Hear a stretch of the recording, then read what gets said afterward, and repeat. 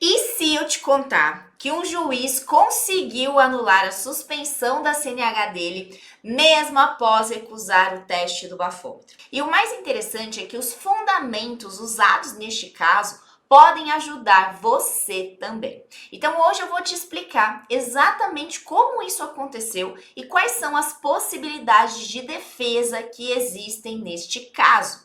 Porque, ó, todo dia eu recebo dezenas de mensagens de pessoas que estão ali desesperadas porque tiveram a CNH suspensa após recusar o teste do bafômetro.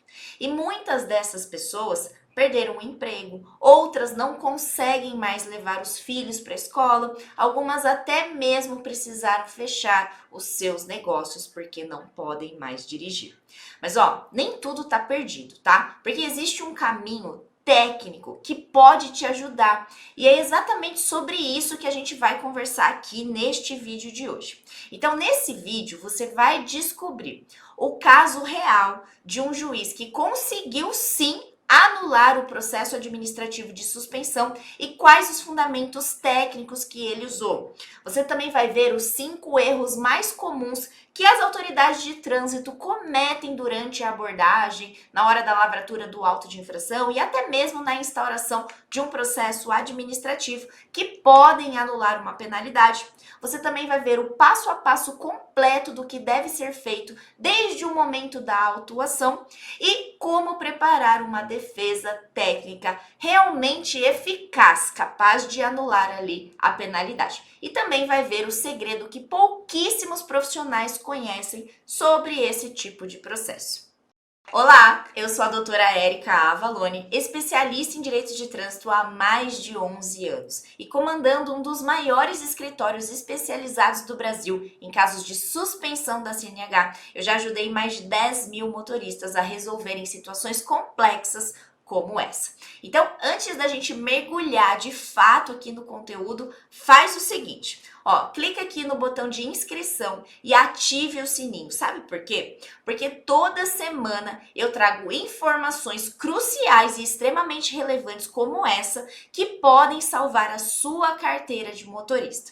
Bom, vamos começar então pelo caso que está repercutindo aqui no mundo jurídico. Essa matéria aqui, ó. Então, em uma blitz que foi realizada na cidade de Niterói, um juiz de direito ele foi abordado pela autoridade de trânsito. E ao recusar o teste do bafômetro, ele recebeu o auto de infração, como se fosse esse aqui, tá? E teve iniciado o processo que poderia deixar a sua CNH suspensa por 12 meses. E muita gente pode pensar assim, ó. Ah, mas é claro que ele conseguiu, ele é juiz, lógico que ele conseguiu anular. Mas a verdade é que não é bem assim. O que ele fez foi identificar os erros técnicos no procedimento que podem acontecer em qualquer caso. E é justamente aí que mora o segredo. Mas antes da gente entrar nesses detalhes técnicos, a gente precisa estabelecer algumas bases legais importantes. E eu vou ser bem clara aqui para você, tá? Ó, a recusa ao teste do bafômetro, ela é sim uma infração de trânsito gravíssima, tá? Prevista no artigo 165A do Código de Trânsito Brasileiro. E as penalidades são multa no valor de R$ 2.934,70, além da suspensão do direito de dirigir por 12 meses. Mas aqui que está o ponto crucial. Existe um procedimento específico que precisa ser rigorosamente seguido pela autoridade de trânsito na hora de lavrar o auto de infração, na hora de aplicar penalidades, tá? Eu costumo dizer que é como se a lei tivesse uma receita ali da conduta que o agente de trânsito deve ter durante a abordagem, na hora da lavratura do auto de infração, na hora de instaurar o processo administrativo, tá? E é justamente nesses procedimentos que a gente encontra as possibilidades de defesa. Então, é olhando a lei e olhando o ato praticado, tá? Então, agora a gente vai analisar o passo a passo de como deve ser feita uma abordagem da forma correta, tá bom?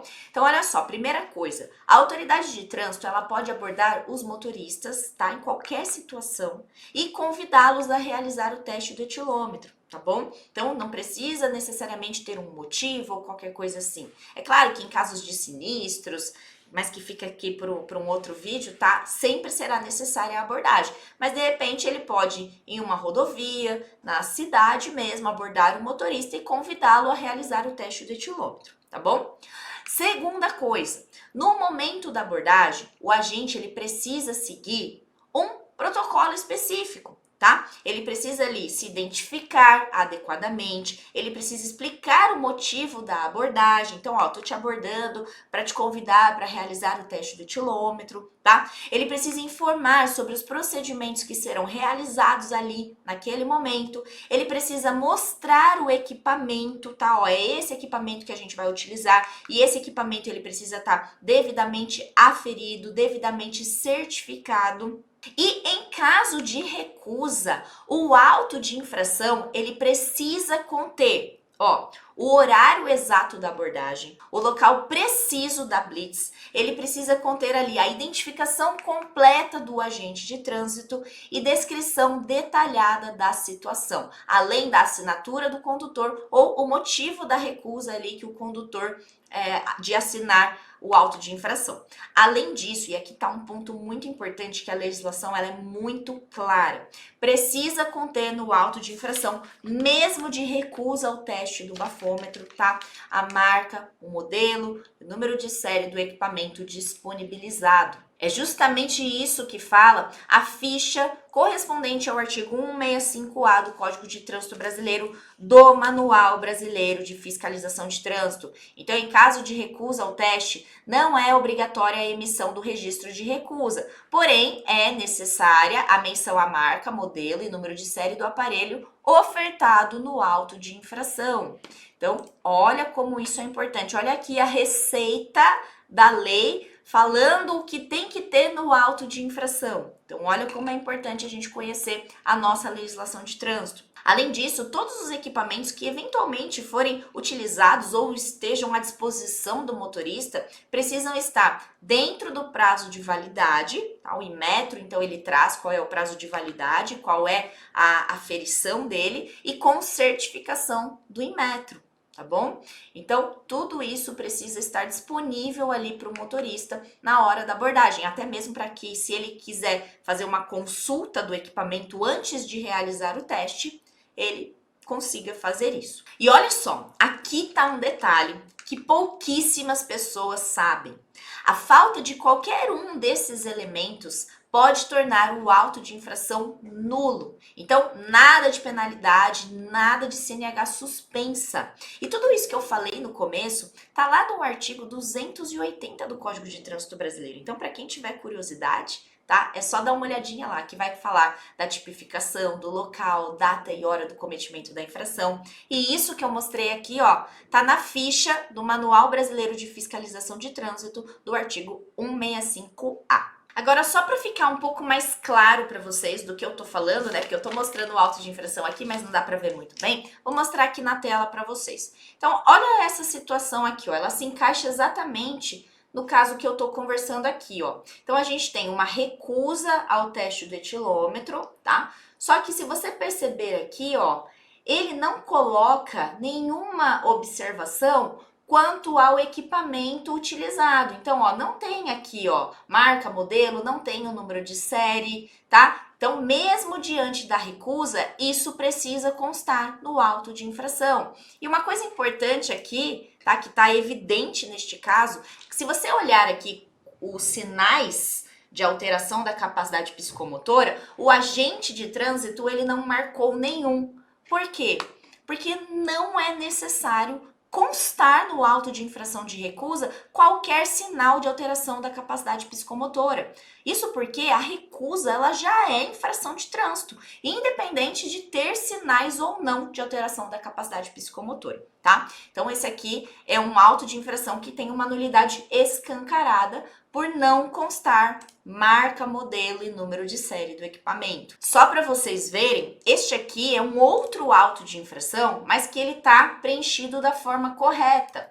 Então, ó, ele é uma recusa, tá bom? O xizinho tá marcado aqui, só que ele tem o equipamento, ó. Então, foi utilizado um etilômetro, na verdade, disponibilizado um etilômetro, e aqui consta a marca, o modelo, o número de série, tá? Do equipamento, tudo certinho. Então, só para vocês entenderem qual é a diferença de um auto de infração que tem nulidade e de um auto de infração que está preenchido, como determina a receita trazida pela nossa legislação. Bom, mas e aí, Érica? Identifiquei a nulidade. Como que eu vou fazer essa alegação? Bom, apontando o erro na própria legislação. E você vai ter 3 oportunidades para fazer isso. Então, a primeira oportunidade de você se defender em um processo administrativo para aplicação de uma penalidade de multa é a própria defesa prévia ou defesa da autuação, que você pode exercer este direito tendo em mãos o auto de infração ou aguardando a notificação da autuação, que tem 30 dias para ser expedida a partir da data do cometimento da infração, tá? Vou deixar, inclusive, um cardzinho aqui explicando um pouquinho melhor essa etapa do processo administrativo, tá? A segunda fase, a segunda etapa, é a apresentação de um recurso em primeira instância, na JARE. Talvez você já tenha ouvido falar. Você também vai ter a oportunidade de contestar a lavratura daquele auto de infração, a abordagem, enfim, tá bom? E a terceira e última fase do processo administrativo é o recurso em segunda instância. Então, se de repente você apresentou o recurso em primeira instância e ele foi negado, você tem a oportunidade de apresentar o recurso em segunda instância, tá? Então, essas são as 3 fases do processo administrativo para aplicação de uma penalidade de multa. E você sempre tem que trazer embasamentos da lei, tá bom? Não adianta querer justificar a prática da infração, como, por exemplo, falar, eu comi um bombom de licor, por isso que eu recusei o teste do bafômetro, ou, não, eu comi um pão, por isso que eu recusei o teste do bafômetro. Isso aí não cola, tá bom? Tem que trazer embasamentos legais. Agora, Érica, onde que eu protocolo a defesa? Onde que eu protocolo o recurso? Junto ao próprio órgão de trânsito competente. Olha só, neste caso aqui, o órgão é o Detran do Mato Grosso. Então, a defesa, o recurso, será protocolado junto ao Detran do Mato Grosso. Esse aqui que tá na minha mão, ele é do DR do Estado de São Paulo. Então, será protocolada a defesa, bem como os recursos, junto ao DR do Estado de São Paulo. Esse outro que eu mostrei para vocês é o Detran aqui do Estado de São Paulo também. Então, é lá que a defesa e os recursos serão protocolados. Então, você sempre tem que saber qual é o órgão autuador. Na própria notificação, vai vir as orientações de onde deve ser protocolada a defesa, bem como os recursos administrativos, tá? Então, olha só, se você está enfrentando uma situação de suspensão da CNH, de recusa ao teste do bafômetro, não perde tempo não. Porque o prazo para recurso é crucial, tem que observar o prazo